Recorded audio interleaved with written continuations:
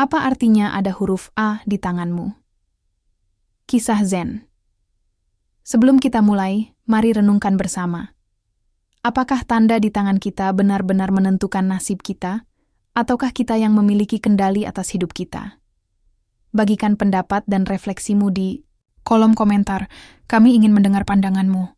Apakah kamu percaya bahwa keberuntungan bisa diciptakan, ataukah hidup penuh dengan ketidakpastian yang tak bisa dihindari?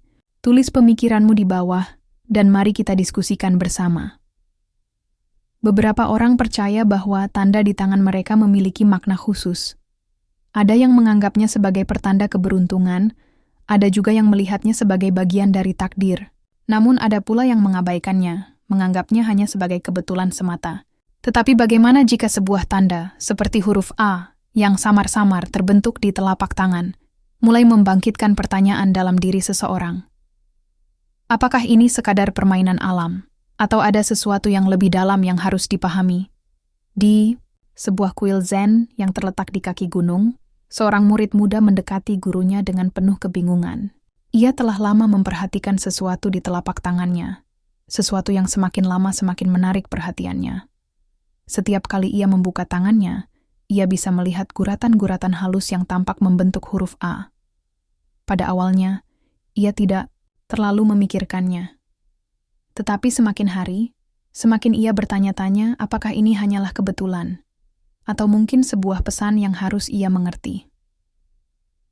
Suatu pagi, saat matahari baru saja menyinari atap kuil dan burung-burung bernyanyi di kejauhan, murid itu memberanikan diri untuk bertanya kepada gurunya.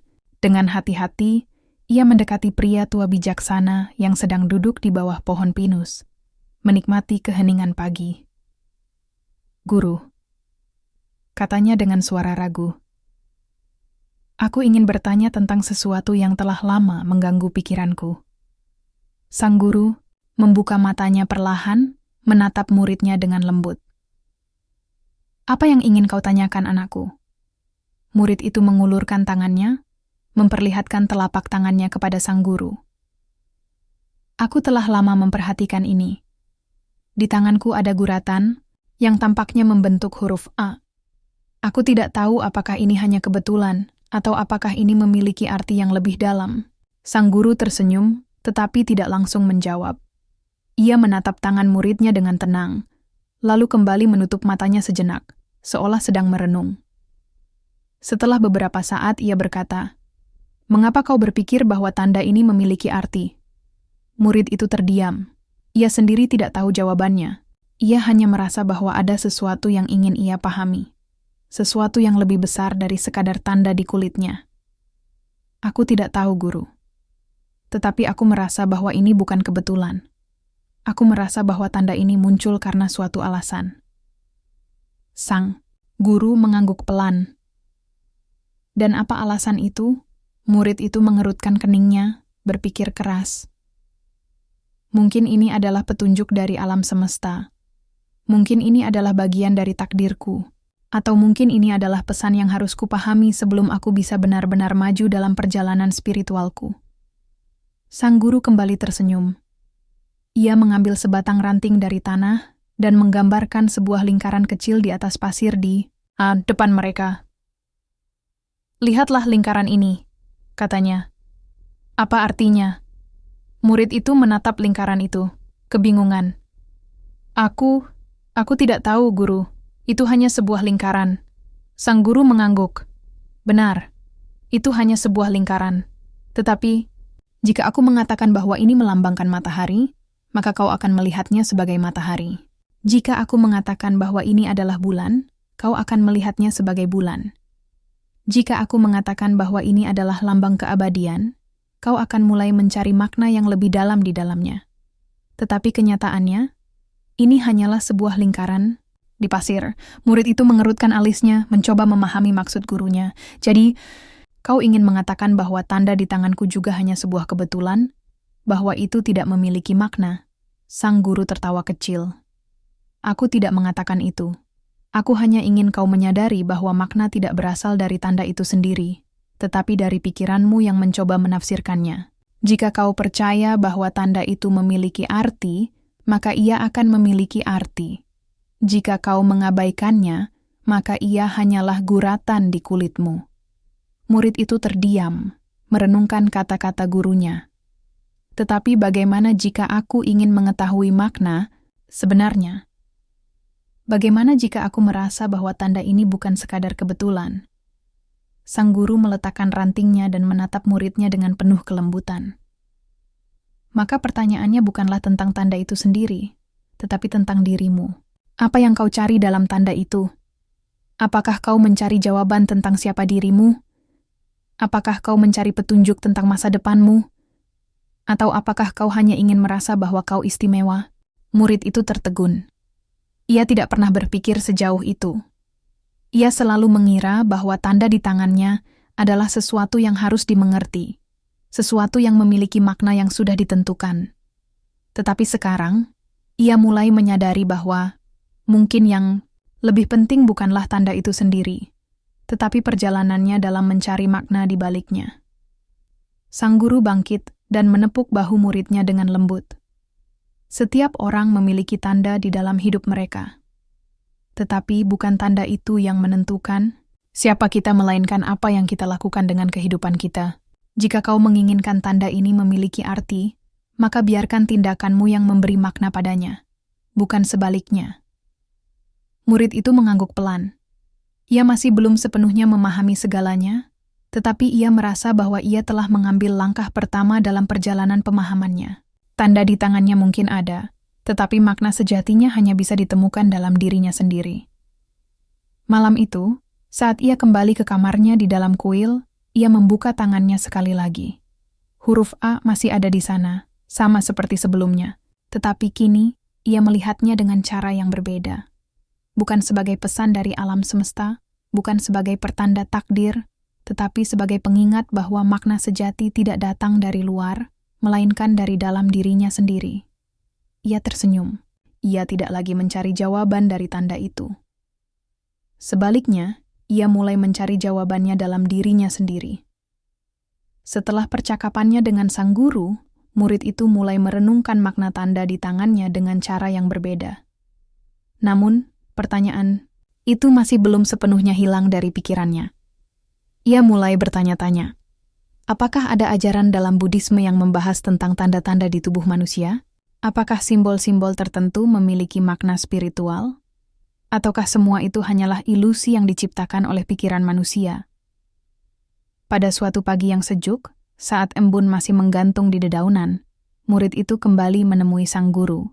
Kali ini, ia tidak lagi membawa pertanyaan tentang tanda di tangannya, tetapi tentang konsep yang lebih luas, tentang bagaimana manusia memberi makna pada hal-hal di sekitar mereka.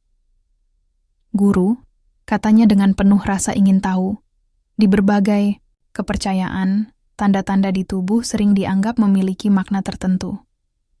Ada yang percaya bahwa garis di telapak tangan bisa meramalkan nasib seseorang. Ada pula yang meyakini bahwa tanda lahir menunjukkan perjalanan jiwa di kehidupan sebelumnya. Apakah Buddhisme memiliki ajaran yang serupa? Sang guru, yang tengah menyapu halaman kuil dengan tenang, berhenti sejenak dan menatap muridnya. Ia tersenyum dan mengisyaratkan murid itu untuk duduk di sebuah bangku kayu di dekatnya. Dalam Buddhisme, kata sang guru, kita diajarkan untuk memahami bahwa segala sesuatu yang ada di dunia ini hanyalah fenomena yang muncul dan lenyap. Semua yang kita lihat, semua yang kita rasakan, semuanya bersifat sementara dan tidak memiliki esensi tetap. Itu termasuk tanda-tanda di tubuh kita. Murid itu mengangguk, mencoba memahami. Jadi, maksud guru, tanda-tanda ini tidak memiliki makna apapun. Sang guru menggeleng. Bukan begitu. Makna itu ada, tetapi bukan karena tanda itu sendiri. Makna ada karena pikiran manusia yang menciptakannya. Di dalam Buddhisme, kita percaya bahwa segala sesuatu ditentukan oleh karma dan pikiran kita. Jika seseorang percaya bahwa sebuah tanda adalah pertanda baik, maka ia akan bertindak dengan keyakinan yang lebih besar. Jika seseorang percaya bahwa tanda itu adalah pertanda buruk, maka ia akan dipenuhi dengan kecemasan dan ketakutan. Murid itu termenung. Jadi, tanda itu hanya memiliki makna sejauh kita mempercayainya? Sang guru mengangguk. Betul sekali. Pikiran kita adalah sumber dari semua makna.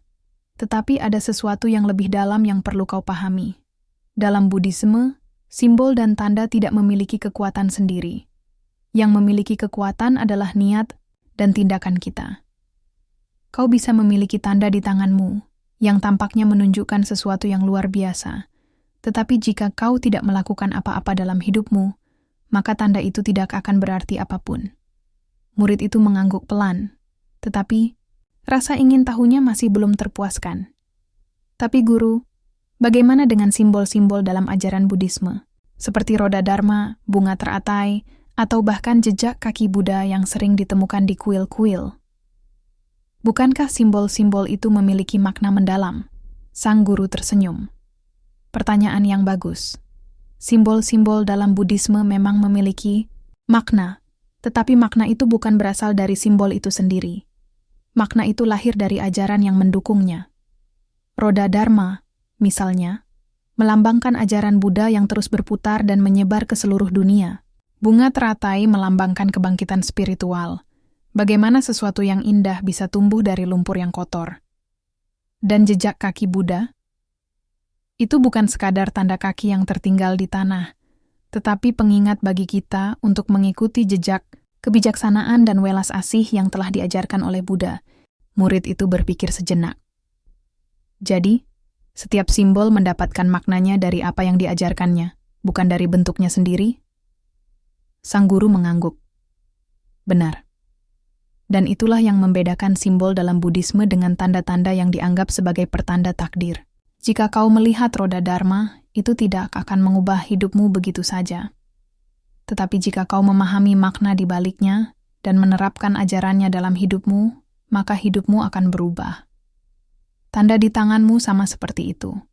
Ia tidak memiliki makna jika kau hanya melihatnya sebagai tanda, tetapi jika kau menggunakannya sebagai pengingat untuk bertindak dengan bijak dan penuh kesadaran, maka ia bisa menjadi sesuatu yang berharga.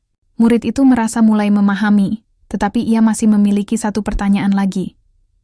Tapi guru, mengapa manusia begitu terobsesi mencari makna dalam simbol-simbol? Mengapa kita selalu ingin percaya bahwa ada sesuatu yang lebih besar di balik hal-hal kecil seperti tanda di tangan atau bentuk awan di langit? Sang guru tersenyum dan menatap langit yang biru di atas mereka. Karena manusia mencari kepastian. Hidup ini penuh dengan ketidakpastian, dan manusia ingin merasa bahwa ada sesuatu yang tetap, sesuatu yang bisa mereka jadikan pegangan. Simbol dan tanda memberikan ilusi bahwa ada kepastian di dunia ini. Tetapi dalam ajaran Buddha, kita diajarkan untuk menerima ketidakpastian itu, untuk memahami bahwa segala sesuatu berubah dan tidak ada yang benar-benar tetap. Murid itu merenungkan kata-kata gurunya. Ia mulai memahami bahwa pencariannya selama ini bukanlah tentang tanda di tangannya, tetapi tentang keinginannya untuk menemukan kepastian dalam hidupnya. Ia ingin percaya bahwa tanda itu memiliki makna, karena ia takut menghadapi kenyataan bahwa hidup ini tidak memiliki kepastian mutlak.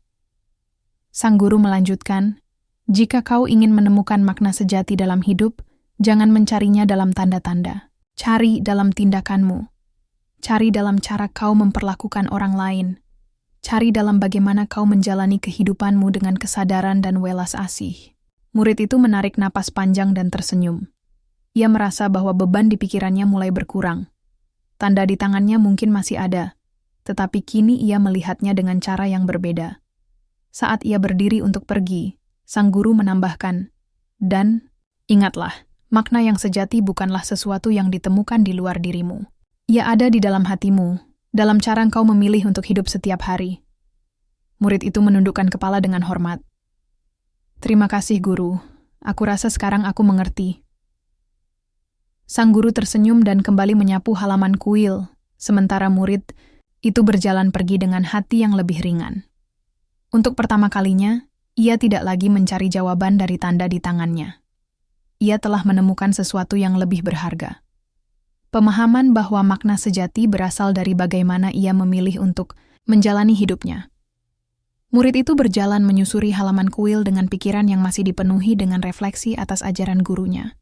Ia mulai memahami bahwa tanda di tangannya bukanlah sesuatu yang memiliki makna tetap, tetapi sesuatu yang bisa ia berikan makna melalui cara ia menjalani hidupnya.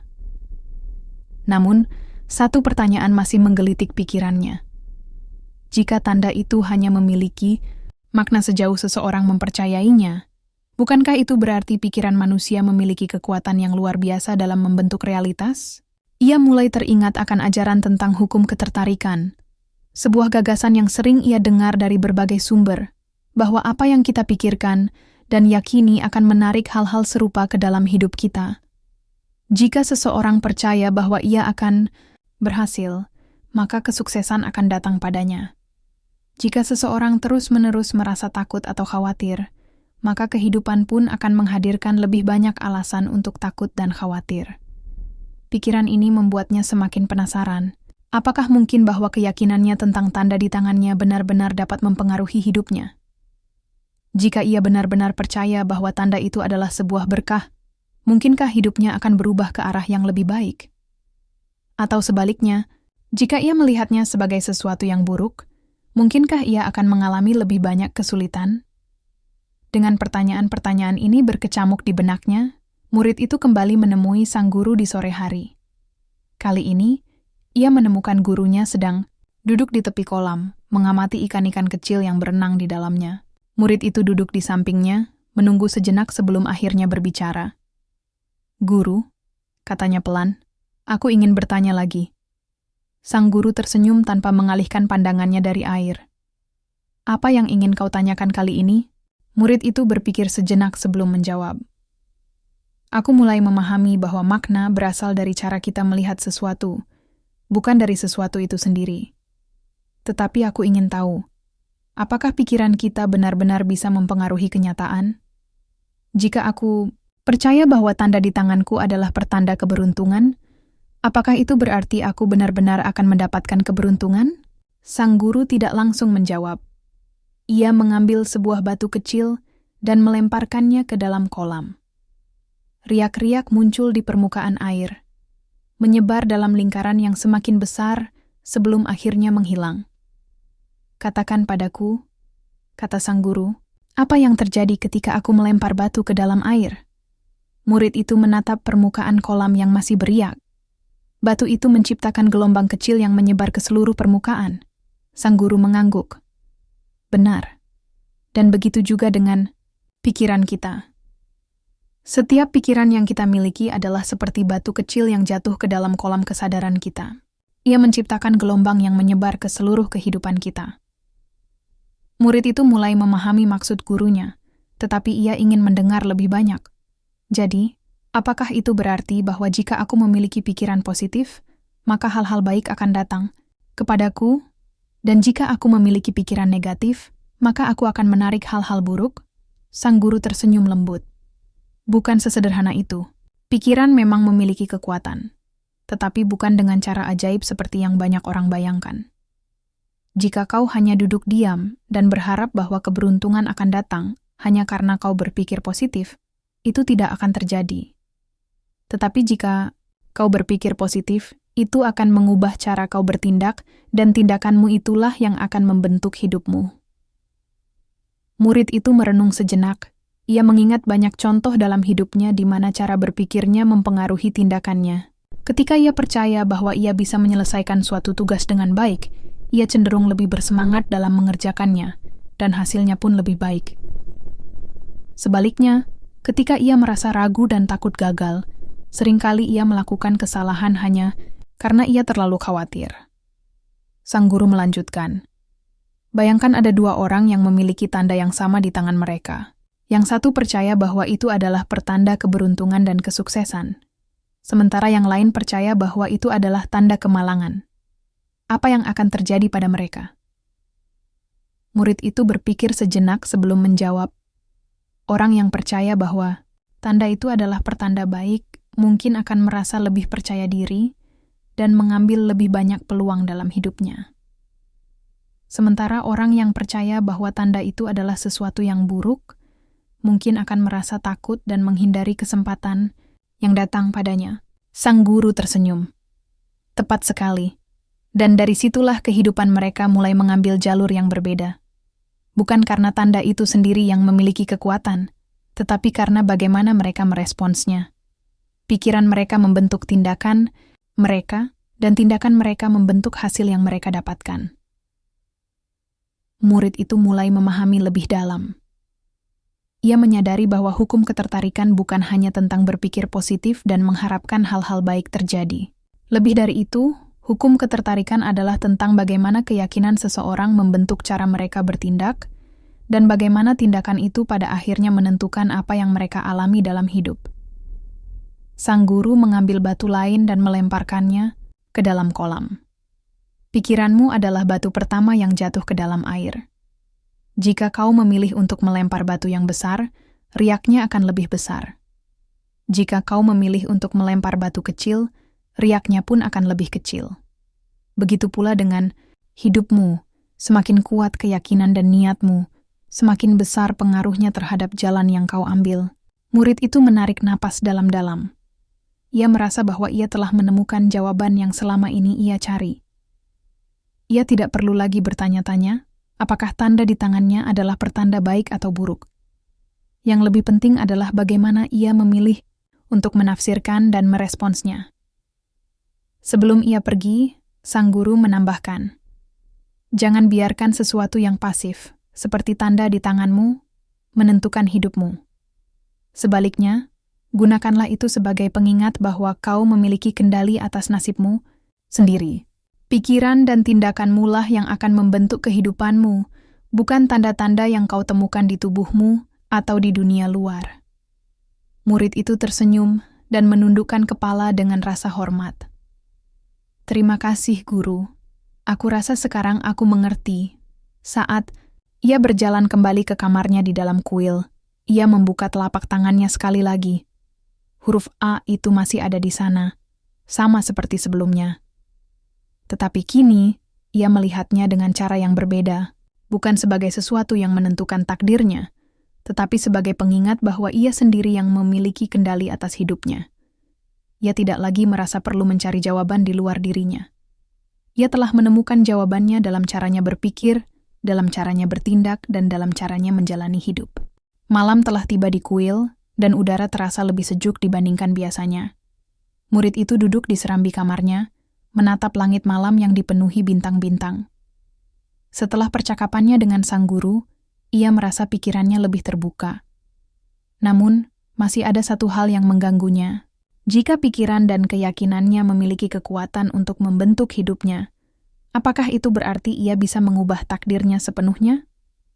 Sejak kecil, ia sering mendengar bahwa nasib seseorang telah ditentukan sejak lahir. Banyak orang percaya bahwa ada garis takdir yang tidak bisa diubah, bahwa hidup manusia telah dituliskan sejak awal, dan tidak ada yang bisa dilakukan untuk menghindarinya. Tetapi ajaran sang guru seolah bertentangan dengan keyakinan itu. Ia mulai bertanya-tanya, apakah benar bahwa nasibnya telah ditentukan? Ataukah ia sebenarnya memiliki kebebasan untuk mengubah hidupnya? Keesokan paginya, ia kembali menemui sang guru yang sedang menyirami tanaman di halaman kuil. Setelah memberi salam dengan penuh hormat, murid itu mengajukan pertanyaannya. "Guru," katanya, "aku mengerti bahwa pikiran dan tindakan kita memiliki pengaruh besar terhadap hidup kita. Tetapi aku masih bertanya-tanya, apakah nasib kita benar-benar bisa diubah? Atau apakah semua yang terjadi dalam hidup kita sudah ditentukan sejak awal?" Sang guru tersenyum, lalu meletakkan kendi air yang ia pegang.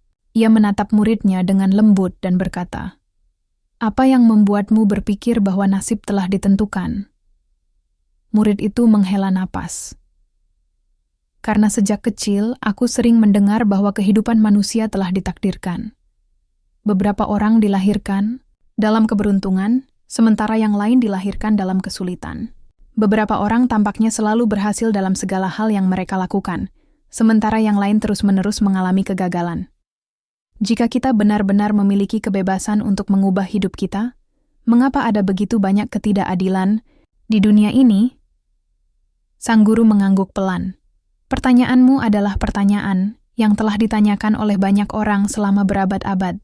Dalam ajaran Buddha, kita tidak percaya pada takdir yang kaku seperti yang dipahami oleh banyak orang. Sebaliknya, kita percaya pada hukum karma. Kau tahu apa itu karma, bukan? Murid itu mengangguk. Karma adalah hasil dari tindakan kita di masa lalu. Sang guru tersenyum. Benar. Tetapi, lebih dari itu, karma bukanlah sesuatu yang kaku atau tidak bisa diubah. Karma adalah hukum sebab akibat yang terus bergerak. Setiap tindakan yang kau lakukan hari ini akan membentuk masa depanmu. Dan setiap kejadian yang kau alami hari ini adalah hasil dari tindakan yang kau lakukan di masa lalu. Ini berarti bahwa meskipun kau memiliki pengaruh dari karma masa lalumu, kau masih memiliki kebebasan untuk menciptakan karma baru. Murid itu terdiam, merenungkan kata-kata sang guru. Jadi, maksud guru, meskipun aku mungkin mengalami kesulitan, sekarang karena karma masa laluku, aku masih bisa mengubah hidupku dengan tindakan yang aku lakukan mulai sekarang? Sang guru mengangguk. Tepat sekali. Ibaratnya seperti seorang petani yang telah menanam benih di ladangnya. Jika ia telah menanam benih yang buruk, ia mungkin akan mendapatkan hasil panen yang tidak memuaskan. Tetapi jika ia mulai menanam benih yang baik hari ini, maka di masa depan ia akan mendapatkan panen yang lebih baik. Murid itu berpikir sejenak. Ia mulai memahami bahwa hidupnya bukanlah sesuatu yang sepenuhnya ditentukan oleh kekuatan luar. Meskipun ada faktor-faktor yang berasal dari masa lalu yang mempengaruhi kehidupannya sekarang, ia masih memiliki kesempatan untuk menciptakan perubahan melalui tindakan yang ia pilih mulai saat ini. Tapi guru, tanya murid itu lagi, jika memang kita memiliki kebebasan untuk mengubah hidup kita, mengapa banyak orang yang tampaknya terjebak dalam kesulitan yang sama berulang kali? Mengapa ada orang yang terus-menerus mengalami penderitaan, meskipun mereka mencoba untuk berubah? Sang guru tersenyum. Karena perubahan tidak terjadi dalam semalam. Seperti ladang yang telah lama tandus, butuh waktu untuk mengolah tanah, menanam benih yang baik, dan merawatnya dengan sabar sebelum akhirnya bisa menikmati hasil panen. Banyak orang yang ingin mengubah hidup mereka, tetapi mereka menyerah sebelum perubahan itu benar-benar terjadi. Murid itu mengangguk pelan. Ia menyadari bahwa perubahan bukanlah sesuatu yang instan. Ia teringat pada banyak orang yang mencoba untuk memperbaiki hidup mereka, tetapi menyerah ketika mereka tidak melihat hasilnya dengan cepat. Sang guru melanjutkan, kau harus memahami bahwa setiap tindakan kecil yang kau lakukan hari ini akan memberikan dampak di masa depan. Meskipun kau tidak bisa melihat hasilnya sekarang, bukan berarti usahamu sia-sia. Sama seperti air yang menetes perlahan ke atas batu. Pada awalnya, batu itu tampak tidak berubah, tetapi seiring waktu, air itu akan mengikisnya dan menciptakan bentuk baru. Murid itu merasa tercerahkan. Ia mulai memahami bahwa, meskipun ia tidak bisa langsung mengubah segala sesuatu dalam hidupnya, setiap langkah kecil yang ia ambil tetap memiliki dampak. Ia hanya perlu bersabar dan terus berusaha. Tapi guru, katanya lagi, bagaimana aku bisa tahu bahwa aku sedang berjalan di jalan yang benar? Bagaimana aku bisa yakin bahwa tindakan yang aku lakukan sekarang benar-benar akan membawa perubahan yang baik? Sang guru tersenyum dan menunjuk ke arah matahari yang mulai naik di langit. Kau tahu bahwa matahari akan terbit setiap pagi, bukan? Murid itu mengangguk. Bagaimana kau bisa yakin akan hal itu? Murid itu berpikir sejenak. Karena aku telah melihatnya setiap hari. Sang guru mengangguk. Begitu pula dengan perubahan. Jika kau ingin tahu apakah kau berada di jalankan yang benar, perhatikan bagaimana perasaanmu. Jika kau merasa lebih damai, lebih bahagia, dan lebih bersemangat dalam menjalani hidup, maka itu adalah tanda bahwa kau sedang menuju ke arah yang benar. Tetapi jika kau merasa semakin terjebak dalam penderitaan, mungkin ada sesuatu yang perlu kau ubah dalam caramu berpikir dan bertindak. Murid itu menarik napas dalam-dalam. Ia merasa bahwa ia telah menemukan jawaban atas pertanyaannya. Ia tidak perlu lagi takut bahwa hidupnya telah ditentukan sejak awal. Ia mungkin memiliki pengaruh dari karma masa lalu, tetapi ia masih memiliki kebebasan untuk menciptakan masa depan yang lebih baik. Sebelum ia pergi, sang guru menambahkan, "Ingatlah, hidup ini adalah perjalanan yang terus bergerak. Jangan biarkan keyakinan tentang takdir menghalangimu untuk berusaha. Yang terpenting bukanlah apa yang telah terjadi di masa lalu, tetapi apa yang kau pilih untuk lakukan mulai sekarang." Murid itu tersenyum dan menundukkan kepala dengan rasa hormat. "Terima kasih, Guru.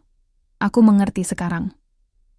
Saat ia berjalan, kembali, ia merasa ada sesuatu yang berubah dalam dirinya. Ia tidak lagi melihat tanda di tangannya sebagai sesuatu yang menentukan nasibnya. Sebaliknya, ia melihatnya sebagai pengingat bahwa ia memiliki kekuatan untuk membentuk hidupnya sendiri. Satu tindakan kecil pada satu waktu. Ia tahu bahwa perjalanannya masih panjang, tetapi kini ia merasa lebih yakin. Ia tidak lagi terjebak dalam ketakutan akan takdir. Ia telah menemukan kebebasan dalam pemahamannya bahwa setiap hari adalah kesempatan untuk menciptakan masa depan yang lebih baik. Setelah percakapan terakhir dengan gurunya, murid itu merasa lebih ringan. Namun, ada satu hal yang masih mengganjal di dalam hatinya. Jika benar bahwa ia memiliki kendali atas hidupnya, melalui pikiran dan tindakannya, mengapa banyak orang yang tetap terjebak dalam kehidupan yang tidak mereka inginkan? Ia telah melihat banyak orang yang mengetahui konsep karma dan hukum ketertarikan, tetapi tetap merasa sulit untuk mengubah hidup mereka. Beberapa dari mereka berusaha keras, tetapi tetap menghadapi kegagalan. Yang lain memiliki niat baik, tetapi hidup mereka tidak menunjukkan perubahan yang berarti. Apa yang sebenarnya menghalangi seseorang untuk benar-benar mengubah nasib mereka? Ia merasa bahwa ia perlu mencari jawaban lebih jauh. Maka, keesokan harinya, ia kembali menemui sang guru yang sedang duduk di bawah pohon tua di halaman kuil. "Guru," katanya sambil memberi salam hormat. "Aku ingin bertanya lagi." Sang guru tersenyum dan mengangguk. "Silakan, apa yang ingin kau ketahui?" Murid itu mengambil napas dalam-dalam sebelum menjelaskan kegelisahannya. "Aku mulai memahami bahwa pikiran dan tindakan kita memiliki kekuatan untuk membentuk hidup kita. Tetapi aku masih bertanya-tanya, mengapa banyak orang yang tahu tentang hukum ini tetap sulit mengubah nasib mereka? Apa yang membuat mereka tetap terjebak dalam kehidupan yang tidak mereka inginkan?" Sang guru tersenyum lembut. Ia mengambil sehelai daun yang jatuh di pangkuannya, lalu menggenggamnya di tangan. "Pernahkah kau melihat seekor burung yang berada di dalam sangkar?" tanyanya. Murid itu mengangguk. "Ya, Guru, aku pernah melihat burung dalam sangkar." "Dan jika pintu sangkarnya terbuka, apakah burung itu akan langsung terbang keluar?" Murid itu berpikir sejenak. "Tidak selalu, Guru. Ada burung yang langsung terbang keluar, tetapi ada juga yang tetap diam di dalam sangkar, seolah-olah tidak menyadari bahwa ia bisa bebas." Sang guru mengangguk. Begitu pula dengan manusia. Banyak orang yang sebenarnya sudah memiliki kesempatan untuk berubah, tetapi mereka tetap terjebak di dalam sangkar yang mereka buat sendiri. Mereka terperangkap oleh kebiasaan, ketakutan, dan cara berpikir lama yang membatasi mereka. Murid itu mulai memahami, tetapi ia ingin mendengar lebih banyak. "Jadi, Guru, apakah itu berarti bahwa yang menghalangi seseorang untuk berubah bukanlah dunia luar, tetapi pikiran mereka sendiri?" Sang guru tersenyum.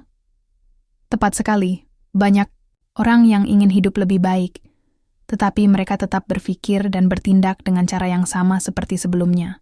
Mereka ingin perubahan, tetapi mereka takut untuk benar-benar keluar dari zona nyaman mereka. Dan yang lebih buruk, banyak dari mereka tidak menyadari bahwa mereka sebenarnya bisa keluar dari sangkar mereka kapan saja." Murid itu merenungkan kata-kata gurunya. Ia mulai memahami bahwa perubahan tidak hanya membutuhkan pemahaman, tetapi juga keberanian untuk bertindak berbeda. "Tapi Guru," katanya lagi, "bagaimana seseorang bisa keluar dari sangkar mereka? Bagaimana seseorang bisa benar-benar mengubah pola pikir mereka dan mulai menjalani kehidupan yang mereka inginkan?" Sang guru menghela napas pelan, lalu menunjuk ke arah sebuah pohon besar yang berdiri di dekat mereka. "Lihatlah pohon itu," Han katanya. "Ia tumbuh besar dan kuat, tetapi ia tidak selalu seperti itu. Dahulu, ia hanyalah benih kecil yang jatuh ke tanah.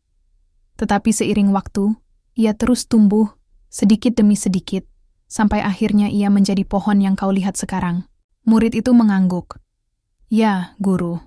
Aku mengerti bahwa perubahan membutuhkan waktu. Sang guru tersenyum. Bukan hanya waktu, tetapi juga usaha yang terus-menerus. Pohon itu bisa tumbuh karena akarnya mencari makanan di dalam tanah. Ia menghadapi angin, hujan, dan panas matahari, tetapi tetap bertahan. Begitu pula dengan manusia. Jika kau ingin berubah, kau harus bersedia menjalani prosesnya. Kau harus mau menghadapi rintangan dan tetap bertahan. Murid itu mulai memahami lebih dalam. Ia menyadari bahwa banyak orang ingin perubahan yang instan. Mereka ingin hasil tanpa proses, dan ketika mereka tidak segera melihat hasilnya, mereka menyerah. Jadi guru, katanya, seseorang bisa berubah jika mereka terus berusaha tanpa menyerah, meskipun mereka menghadapi kesulitan. Sang guru mengangguk. Benar. Tetapi ada satu hal lagi yang harus kau ingat. Kau tidak hanya perlu usaha, tetapi juga kesadaran. Kau harus sadar akan pola pikir dan kebiasaanmu. Jika kau terus berpikir dengan cara lama, kau akan terus mendapatkan hasil yang sama. Jika kau ingin hidupmu berubah, kau harus mulai berpikir dan bertindak dengan cara yang berbeda. Murid itu terdiam sejenak, merenungkan kata-kata gurunya. Ia mulai memahami bahwa perubahan sejati bukan hanya tentang bekerja keras, tetapi juga tentang menyadari cara berpikir yang menghambatnya. Lalu, guru, katanya, bagaimana seseorang bisa mulai mengubah cara berpikir mereka? Sang guru tersenyum. Pertama, mereka harus mulai memperhatikan pikiran mereka sendiri. Banyak orang tidak sadar bahwa mereka memiliki pola pikir yang negatif atau membatasi diri. Mereka menganggap bahwa dunia luar yang menentukan hidup mereka, padahal seringkali pikiran mereka lah yang membentuk realitas mereka. Murid itu mengangguk. Jadi, langkah pertama adalah kesadaran akan pikiran kita sendiri? Benar, kata sang guru. Setelah itu, mereka harus mulai menggantinya dengan pola pikir yang lebih mendukung. Misalnya, jika seseorang selalu berpikir bahwa mereka tidak cukup baik, mereka harus mulai menyadari bahwa keyakinan itu hanyalah ilusi yang mereka ciptakan sendiri. Mereka harus mulai melihat bahwa mereka memiliki potensi untuk tumbuh dan berkembang. Murid itu mulai memahami. Ia teringat pada banyak orang yang merasa tidak cukup baik atau merasa tidak layak mendapatkan hal-hal baik dalam hidup. Ia menyadari bahwa semua itu hanyalah pola pikir yang bisa diubah. Sang guru melanjutkan, dan yang terakhir, mereka harus mulai bertindak sesuai dengan pola pikir yang baru. Tidak cukup hanya berpikir positif, tetapi mereka juga harus mulai mengambil tindakan yang mencerminkan keyakinan baru mereka. Murid itu mengangguk. Jadi, perubahan sejati terjadi ketika seseorang menyadari pola pikir mereka, mengubahnya, dan mulai bertindak sesuai dengan keyakinan baru mereka. Sang guru tersenyum. Tepat sekali. Dan ingatlah, seperti burung di dalam sangkar, kau selalu memiliki pilihan untuk keluar. Sangkar itu tidak pernah benar-benar mengurungmu. Yang mengurungmu adalah keyakinan bahwa kau tidak bisa keluar. Murid itu menarik napas dalam-dalam. Ia merasa bahwa ia telah mendapatkan pemahaman yang lebih dalam. Ia tidak lagi merasa bahwa hidupnya dikendalikan oleh faktor luar. Ia mulai menyadari bahwa kebebasan sejati ada di dalam pikirannya sendiri. Saat ia berjalan kembali ke kamarnya, ia melihat telapak tangannya sekali lagi. Huruf A itu masih ada di sana, tetapi kali ini, ia melihatnya dengan penuh kesadaran. Bukan sebagai tanda yang menentukan hidupnya, tetapi sebagai pengingat bahwa ia selalu memiliki pilihan. Ia tahu bahwa perjalanan untuk mengubah diri tidak mudah, tetapi ia merasa lebih siap dari sebelumnya. Kini, ia tidak hanya memahami bahwa ia bisa mengubah hidupnya, tetapi juga tahu bagaimana caranya. Setelah semua pelajaran yang didapatkan dari sang guru, murid itu merasa semakin yakin bahwa ia memiliki kendali atas hidupnya. Namun, dalam hatinya masih ada satu pertanyaan terakhir yang terus mengusiknya. Jika benar bahwa manusia memiliki kebebasan untuk mengubah hidupnya, mengapa beberapa orang tampaknya lebih mudah mencapai keberhasilan dibandingkan yang lain? Ia pernah melihat beberapa orang yang tampaknya memiliki keberuntungan tanpa usaha keras. Mereka seolah-olah selalu berada di tempat yang tepat pada waktu yang tepat, Sementara yang lain, meskipun bekerja keras, tetap menghadapi kesulitan yang tiada henti. Apakah ada faktor lain selain usaha dan pola pikir yang menentukan keberhasilan seseorang? Ia merasa bahwa ia perlu mendapatkan jawaban sebelum benar-benar bisa memahami ajaran gurunya secara menyeluruh. Maka, pada suatu pagi, ia kembali menemui sang guru yang sedang duduk di tepi kolam, memperhatikan ikan-ikan yang berenang dengan tenang di dalamnya.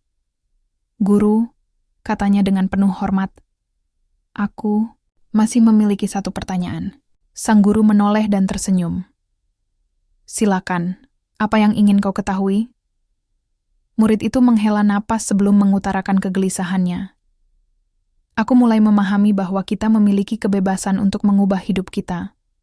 Tetapi aku masih bertanya-tanya, mengapa beberapa orang tampaknya lebih mudah berhasil dibandingkan yang lain?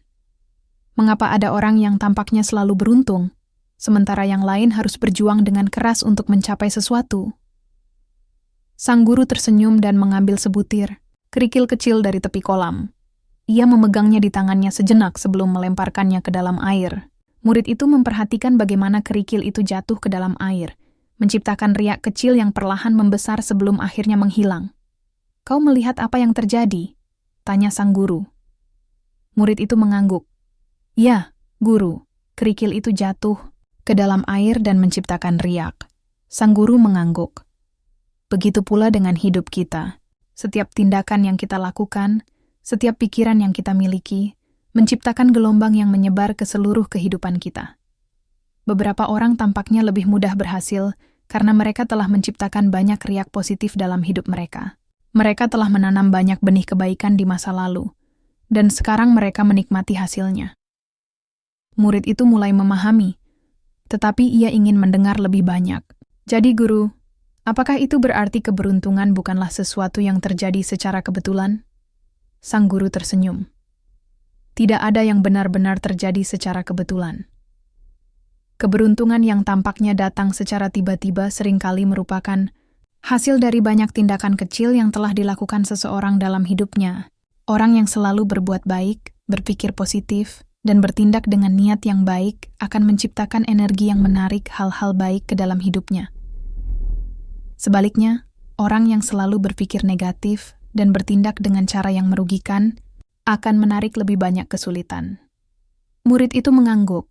Ia mulai memahami bahwa keberuntungan bukanlah sesuatu yang diberikan secara acak, tetapi sesuatu yang diciptakan melalui tindakan dan pola pikir seseorang. "Tapi guru," katanya, lagi, "bagaimana dengan mereka yang telah berusaha keras tetapi masih belum mendapatkan hasil yang mereka inginkan?" Sang guru tersenyum dan menunjuk ke arah sebuah pohon muda yang tumbuh di dekat mereka. "Lihatlah pohon itu," katanya. "Ia masih kecil, tetapi suatu hari nanti ia akan tumbuh besar dan kuat. Namun, jika kau hanya memperhatikannya selama beberapa hari, kau mungkin tidak akan melihat perubahannya." Murid itu mengangguk. "Begitu pula dengan usaha manusia," lanjut sang guru. "Seringkali kita tidak melihat hasil dari usaha kita dalam waktu singkat. Tetapi itu tidak berarti usaha kita sia-sia. Setiap tindakan yang kita lakukan, setiap niat yang kita tanam, sedang membentuk masa depan kita. Beberapa orang menyerah terlalu cepat sebelum mereka sempat melihat hasilnya." Murid itu mulai memahami bahwa salah satu alasan seseorang tampaknya kurang beruntung bukan karena mereka tidak berusaha, tetapi karena mereka tidak cukup sabar untuk menunggu hasilnya muncul. "Jadi, guru," katanya, "orang yang tampaknya selalu beruntung sebenarnya telah menanam benih keberuntungan jauh sebelum mereka menuai hasilnya?" Sang guru mengangguk. "Tepat sekali. Dan ada satu hal lagi yang harus kau pahami. Selain tindakan dan pola pikir, ada satu faktor lain yang berperan dalam keberhasilan seseorang." Murid itu menatap sang guru dengan penasaran. "Apa itu, guru?" Sang guru tersenyum. "Kesiapan." Murid itu mengernyitkan dahinya. "Kesiapan." Sang guru mengangguk. Banyak orang menginginkan keberuntungan dan keberhasilan, tetapi mereka belum benar-benar siap menerimanya. Seperti seseorang yang ingin menangkap air hujan, tetapi hanya membawa cangkir kecil. Ketika hujan turun, mereka hanya bisa mengumpulkan sedikit air karena wadah mereka tidak cukup besar. Murid itu mulai memahami. Jadi guru, jika seseorang ingin menerima keberuntungan yang lebih besar, mereka harus memastikan bahwa mereka siap menerimanya? Sang guru tersenyum. Benar. Kesiapan bisa berarti banyak hal. Bisa berarti kesiapan mental. Apakah seseorang benar-benar siap untuk menerima tanggung jawab yang datang dengan keberhasilan? Bisa juga berarti kesiapan keterampilan. Apakah seseorang telah mengembangkan kemampuannya sehingga ia bisa memanfaatkan peluang yang datang kepadanya? Murid itu terdiam, merenungkan kata-kata gurunya. Ia menyadari bahwa banyak orang menginginkan perubahan besar dalam hidup mereka, tetapi mereka belum benar-benar siap untuk menghadapinya. Sang guru melanjutkan, jadi, jika kau ingin lebih beruntung dalam hidupmu, jangan hanya berfokus pada keberuntungan itu sendiri. Fokuslah pada tindakan yang menciptakan keberuntungan, dan pastikan bahwa kau siap untuk menerimanya ketika itu datang. Murid itu mengangguk dengan penuh pemahaman. Ia mulai melihat pola yang selama ini tidak ia sadari. Keberuntungan bukanlah sesuatu yang datang secara tiba-tiba. Keberuntungan adalah hasil dari tindakan, pola pikir, dan kesiapan seseorang untuk menerimanya. Ia menatap telapak tangannya sekali lagi, melihat huruf A yang terukir di sana. Tetapi kali ini, ia melihatnya bukan sebagai tanda yang menentukan hidupnya, melainkan sebagai pengingat bahwa ia memiliki kendali atas hidupnya sendiri. Ia tahu bahwa perjalanannya masih panjang, tetapi kini ia merasa lebih percaya diri. Ia tidak lagi menunggu keberuntungan datang kepadanya. Ia tahu bahwa ia bisa menciptakan keberuntungannya sendiri dengan setiap tindakan yang ia lakukan, setiap pola pikir yang ia bangun, dan setiap kesiapan yang ia persiapkan dalam hidupnya.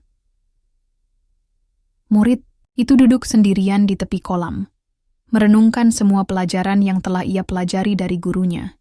Ia merasa bahwa ia telah memperoleh banyak wawasan tentang kehidupan, tentang bagaimana pikirannya membentuk realitasnya, bagaimana tindakannya menentukan masa depannya, dan bagaimana kesiapan adalah kunci untuk menerima keberuntungan. Namun, ada satu pertanyaan terakhir yang masih mengganggunya. Jika semua hal itu benar, mengapa masih ada ketidakpastian dalam hidup? Mengapa terkadang sesuatu yang tak terduga masih bisa terjadi, meskipun seseorang telah berpikir positif, bertindak dengan benar, dan mempersiapkan diri dengan baik? Ia pernah melihat orang-orang yang telah melakukan semua yang seharusnya mereka lakukan, tetapi tetap menghadapi kesulitan yang tidak mereka duga. Ada yang kehilangan pekerjaan, ada yang menghadapi kegagalan, ada yang mengalami kehilangan meskipun mereka telah berusaha sebaik mungkin. Apakah ada sesuatu yang lebih besar dari semua usaha manusia? Dengan pertanyaan itu di hatinya, ia kembali menemui gurunya. Kali ini, sang guru sedang duduk di bawah pohon besar, memperhatikan angin yang bertiup pelan, menggoyangkan dedaunan dengan lembut. Guru, kata murid itu dengan nada ragu. Aku memiliki satu pertanyaan terakhir. Sang guru menoleh dan tersenyum. Apa yang ingin kau ketahui? Murid itu menghela napas. Aku telah belajar bahwa pikiran dan tindakan kita membentuk hidup kita. Aku juga memahami bahwa kita bisa menciptakan keberuntungan kita sendiri. Tetapi aku masih bertanya-tanya, mengapa kadang-kadang sesuatu yang tak terduga tetap terjadi? Mengapa ada orang yang telah berusaha dengan baik, tetapi tetap mengalami kesulitan? Sang guru tersenyum dan menunjuk ke arah angin yang bertiup. Kau melihat angin itu? Tanyanya. Murid itu mengangguk. Bisakah kau mengendalikannya? Murid itu berpikir sejenak sebelum menjawab. Tidak, guru. Aku tidak bisa mengendalikan angin. Sang guru mengangguk. Begitu pula dengan hidup. Ada hal-hal yang bisa kita kendalikan, seperti pikiran kita, tindakan kita, dan persiapan kita. Tetapi ada juga hal-hal yang berada di luar kendali kita, seperti angin yang bertiup. Kita bisa berusaha sebaik mungkin, tetapi selalu ada faktor-faktor yang berada di luar jangkauan kita. Murid itu mulai memahami, tetapi ia ingin mendengar lebih jauh. Jadi guru, apakah itu berarti kita tidak memiliki kendali penuh atas hidup kita? Sang guru tersenyum. Kita memiliki kendali atas bagian dari hidup kita, tetapi tidak atas segalanya. Namun, bukan berarti kita tidak bisa menghadapi ketidakpastian dengan bijaksana. Sama seperti seorang pelaut yang tidak bisa mengendalikan angin, tetapi bisa mengatur layarnya agar tetap berlayar menuju tujuannya. Murid itu merenungkan perumpamaan itu. Ia mulai memahami bahwa hidup bukanlah tentang menghindari ketidakpastian, tetapi tentang bagaimana kita meresponsnya. Tapi guru, katanya, bagaimana jika sesuatu yang buruk terjadi meskipun kita sudah berusaha sebaik mungkin? Bagaimana kita bisa tetap tenang? Sang guru menghela napas pelan sebelum menjawab. Ketika sesuatu yang tidak kita inginkan terjadi, kita memiliki dua pilihan. Kita bisa mengeluh dan merasa tidak adil, atau kita bisa menerima dan belajar darinya. Setiap kejadian, baik atau buruk, selalu membawa pelajaran. Jika kita bisa melihatnya sebagai kesempatan untuk tumbuh, maka kita tidak akan pernah merasa benar-benar kalah. Murid itu mengangguk. Ia mulai memahami bahwa bahkan dalam kesulitan, selalu ada pelajaran yang bisa diambil. Sang guru melanjutkan, dan ingatlah satu hal lagi. Meskipun ada hal-hal yang berada di luar kendali kita, selalu ada kebebasan dalam cara kita meresponsnya. Kita tidak bisa memilih apa yang terjadi pada kita, tetapi kita selalu bisa memilih bagaimana kita menanggapinya. Murid itu terdiam sejenak, membiarkan kata-kata gurunya meresap ke dalam pikirannya. Ia mulai menyadari bahwa kebijaksanaan sejati bukan hanya tentang memahami bagaimana menciptakan hidup yang diinginkan, tetapi juga tentang bagaimana menerima dan menghadapi hal-hal yang tidak bisa diubah. Jadi guru, katanya perlahan, hidup bukan tentang menghindari kesulitan, tetapi tentang bagaimana kita menghadapinya. Sang guru tersenyum. Benar, orang yang paling bahagia bukanlah mereka yang tidak pernah menghadapi masalah, tetapi mereka yang tahu bagaimana merespon setiap keadaan dengan bijaksana. Murid itu menatap telapak tangannya sekali lagi. Huruf A yang dulu ia anggap sebagai tanda yang menentukan nasibnya kini terlihat berbeda. Bukan sebagai sesuatu yang mengikatnya pada takdir yang sudah ditetapkan, tetapi sebagai pengingat bahwa ia memiliki pilihan dalam hidupnya. Ia menyadari bahwa tidak ada satupun hal yang benar-benar bisa mengendalikan hidupnya sepenuhnya. Tidak tanda di tangannya, tidak juga peristiwa di sekelilingnya. Satu-satunya hal yang benar-benar berada di bawah kendalinya adalah pikirannya sendiri. Ia menatap gurunya dengan penuh rasa terima kasih. Guru, aku rasa aku mulai memahami semuanya sekarang. Sang guru tersenyum. Ingatlah, pemahaman adalah langkah pertama. Tetapi yang lebih penting adalah bagaimana kau menerapkannya dalam hidupmu. Murid itu mengangguk. Ia tahu bahwa perjalanan hidupnya masih panjang. Tetapi kini ia memiliki pandangan yang berbeda. Ia tidak lagi takut pada ketidakpastian, karena ia tahu bahwa selama ia memiliki kendali atas cara ia berpikir dan bertindak, ia selalu memiliki kekuatan untuk menghadapi apapun yang datang. Saat ia berjalan meninggalkan gurunya, angin kembali, bertiup, menggoyangkan daun-daun di sekelilingnya. Tetapi kali ini, ia tidak merasa takut atau cemas. Ia tersenyum, karena ia tahu bahwa meskipun ia tidak bisa mengendalikan angin, ia selalu bisa menyesuaikan layarnya